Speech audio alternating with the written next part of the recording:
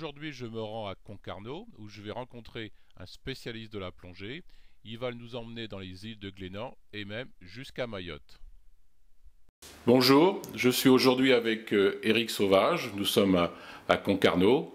Éric est le directeur du centre de plongée Éric Sauvage. On va voir ensemble comment préparer sa navigation, comment rechercher des spots pour faire des chasses en plongée. Tout à fait, donc implanté à Concarneau, j'utilise cette structure pour dispenser des activités de formation sur la pêche sous-marine, l'apnée et la plongée en scaphandre.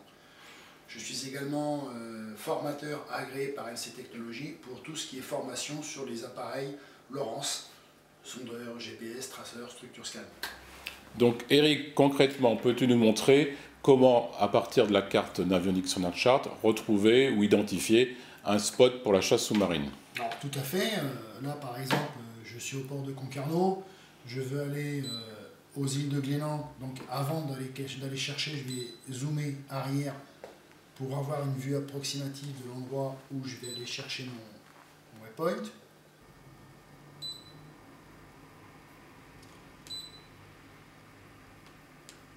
Je zoome de façon à avoir une vue détaillée de la zone des bluniers, en l'occurrence ici.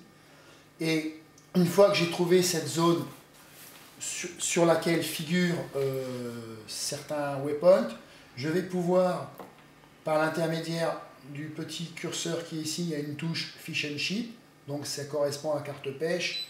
En activant cette carte pêche, je retrouve ici une bathymétrie très précise, avec une équidistance des courbes bathymétriques de 2 mètres, ce qui me permet de savoir quel type de terrain j'ai. Par exemple ici j'ai un tombant, puisque les courbes de niveau se resserrent très sensiblement sur une courte distance. Ça s'appelle une avancée.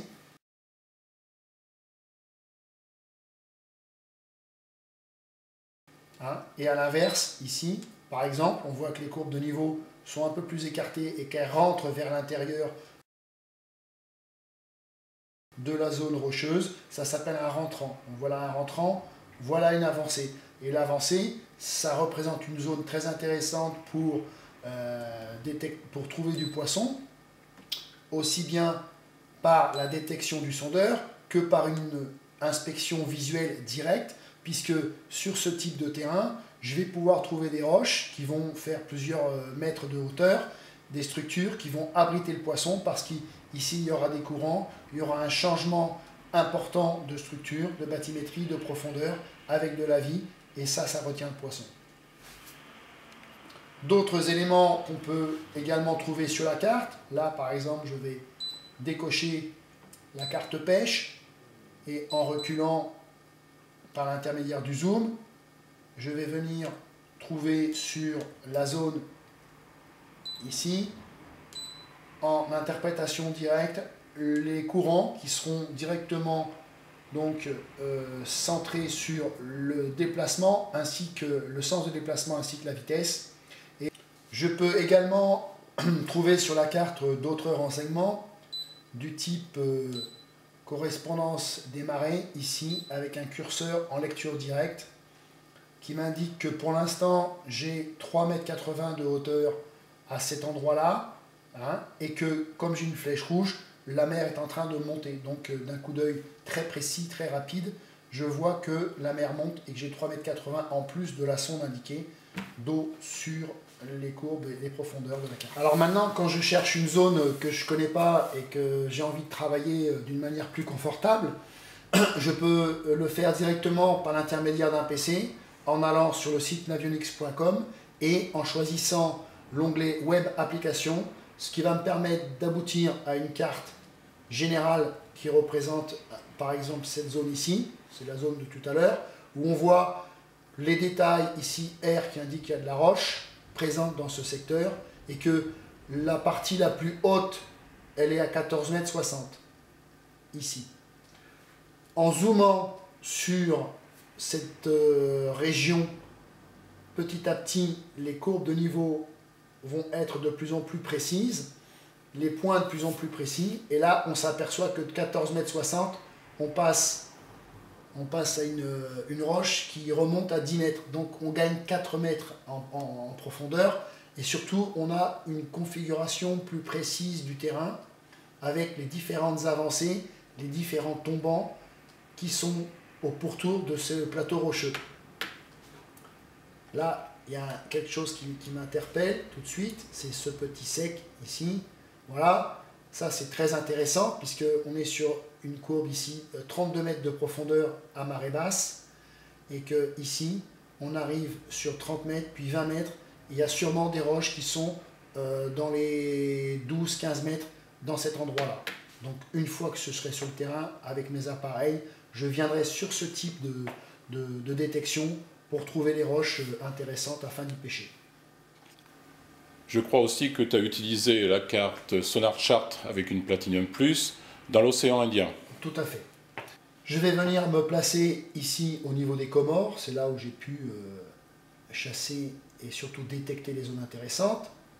Et là, on a tout de suite à l'œil la représentation de l'atoll qui est situé tout autour de l'île de Mayotte, avec le lagon interne et la barrière de corail qui fait tout le pourtour. Voilà. De cette manière, je vais pouvoir procéder de la même façon à on va dire une inspection et une prospection. Et on s'aperçoit ici qu'avec les courbes de niveau qui sont très révélatrices du relief marin, on a une zone ici qui se situe entre 10 et 20 mètres en bleu, et puis après les tombants jusqu'à 42 mètres de ce côté-ci et 300 mètres ici, avec des zones qui ne sont pas cartographiées complètement ici, mais on a une précision concernant le relief sur cette partie-là. Alors là, on voit bien les passes, les différentes passes qui existent au niveau de l'atoll. Des coins intéressants, c'est ce type de terrain-là, où on a un sec très marqué, voilà, qui remonte à 2 mètres. Et ici, ça descend à plusieurs centaines de mètres, quand on arrive vers la partie gauche, donc à savoir à l'ouest. D'autres parties qui émergent un peu moins profondes, un peu plus profondes que celle-ci, sur la partie droite. Et de cette manière, je vais pouvoir sélectionner les zones intéressantes avec les profondeurs qui sont indiquées pour que je puisse me mettre à l'eau sur des zones accessibles en apnée. Voilà le type de terrain intéressant sur lequel on peut prospecter et trouver du poisson, puisqu'il y a une variation du biotope, de la profondeur, des courants, hein, et des types des espèces qui vivent à certaines profondeurs. Là, la profondeur est moyenne, elle est entre 10 et 40 mètres. Ce qui est à la portée d'un chasseur sous-marin, on va dire, de bon niveau. Merci Eric pour toutes ces précisions et toutes ces informations. Et rappelons que tous les passionnés de chasse et de plongée sous-marine peuvent venir suivre tes cours à Concarneau.